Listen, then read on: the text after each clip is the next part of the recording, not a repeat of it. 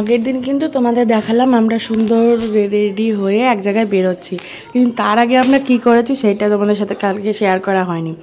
দেখো আজকে আমাদের বিবাহবার্ষিকীর দিন আমরা কি খাচ্ছি সকালে।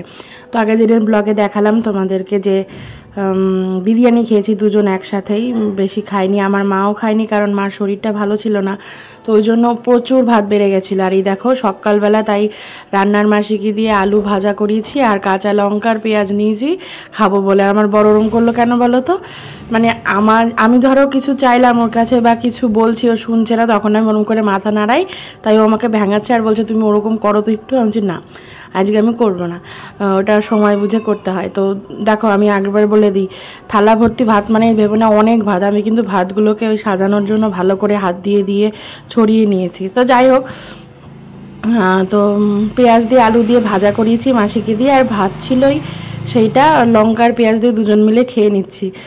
তো মা বলছে তোরা বিবাহবার্ষিকীর দিন শেষে ভাত খাবি? আমি বলছি হ্যাঁ পান্তা ভাতই খাবো। আর এত ভাত কি করব বলো তো, আর গরমের দিনে এই পান্তা ভাত দেখলে লোভ সামলানো যায় বলো তো? আর এক জায়গায় বেরোবো, পেটটা ঠান্ডা থাকবে, মাথাও ঠান্ডা থাকবে।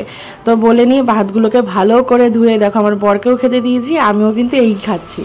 তো তারপরে তো রেডি হলাম, আগের ব্লগে সেইটুকু দেখালাম। তো এবার বেরিয়ে গেছি আমরা, আর খাবারটা খেলাম কিন্তু আমরা সকালে মানে 11টা নাগাদ। তারপরে গিয়ে আমি বৌদির কাছ থেকে শাড়ি কিনেছি, তারপরে দেখো রেডি হয়ে মা ও আর আমি বেরিয়েছি। তো 4টের সময় আমাদের ট্রেন ছিল শিয়ালদা যাওয়ার, এখন আমরা যাচ্ছি স্টেশনের দিকে। রোদ ভালোই ছিল, ওকে বললাম একটু সানগ্লাস বা ছাতা নাও, কিচ্ছু নিল না। তো আমি সানগ্লাস পরেই যাচ্ছি, ছাতা টাতা নিই নি।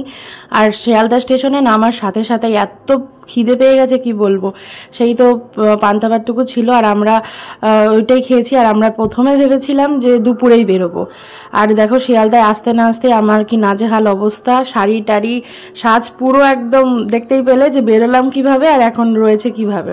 তো যাই হোক কিছু করার নেই, গরমে এরকম হবেই।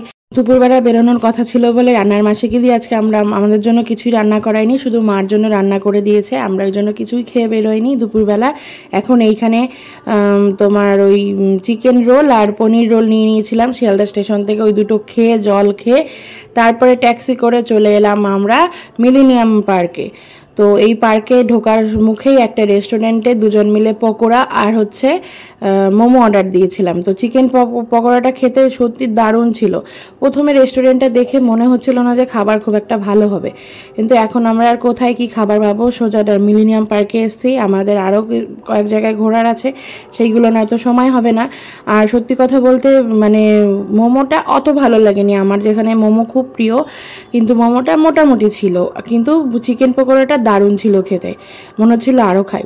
তো এইগুলো খেয়ে আমরা দুপুরের খাবারটা কমপ্লিট করলাম, তখন বিকেল 6টা বাজে, না সরি 5:30 মতো বাজে।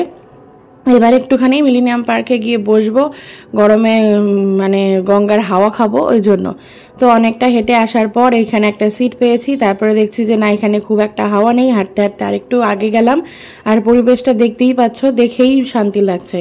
আমরা বাড়ি থেকে আসার সময় জল নিয়ে আসিনি, কারণ রাস্তা থেকে কিনেই খেয়ে নেবো, ঠান্ডা জল আনলেও গরম হয়ে যায়, আর আমি তো ঠান্ডা জল খেতে পারি না, তো বাইরে থেকে কিনেই খাবো। শাড়ি পরে অত কিছু ক্যারি করা আমার পক্ষে সম্ভব না, তো ওই জন্য চলে এসেছি এরকম। তো ঠান্ডা জল নিয়ে এসে দুজন মিলে এই ঘাটে বসে রয়েছে, গঙ্গার ঘাটে, আর দেখতেই পাচ্ছ কি সুন্দর হাওয়া দিচ্ছে। এখনও যে আমি ভিডিওটা দেখছি মনে হচ্ছে ছুটে যায়, আবার গিয়ে বসে থাকি, ওখান থেকে উঠতে ইচ্ছা করছিল না।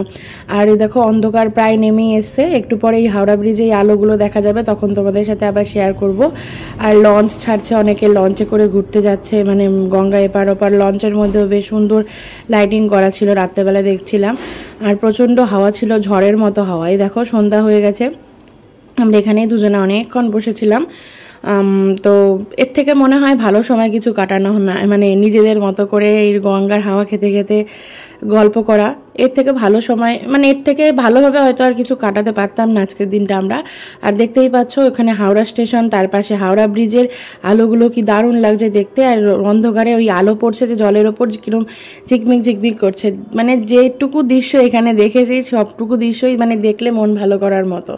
তো তারপরে অনেকক্ষণ এখানে বসেছিলাম, তারপরে এখান থেকে বেরোনোর সময় আমার বর একটা আইসক্রিম নিল, যেহেতু আমি আইসক্রিম খাবো না ওই জন্য একটাই নিল।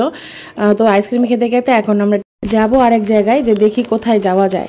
তো এখানে গেট পড়েছে, গেটটা উঠলে তারপরে আমরা পার হয়ে যাব, দেখি তারপরে কোথায় যাচ্ছি আর বাদবাকি দিনটুকু কেমনভাবে কাটালাম সেটুকু তোমাদের সাথে অবশ্যই কিন্তু শেয়ার করব। তো ওইটুকু দেখতে থাকো। আর আজকের মতো ব্লগটা এই পর্যন্তই। বাকি দিনটুকু কেমন কাটালাম সেটা কিন্তু পরের ব্লগে আসছে। তো আজকের মতো টাটা।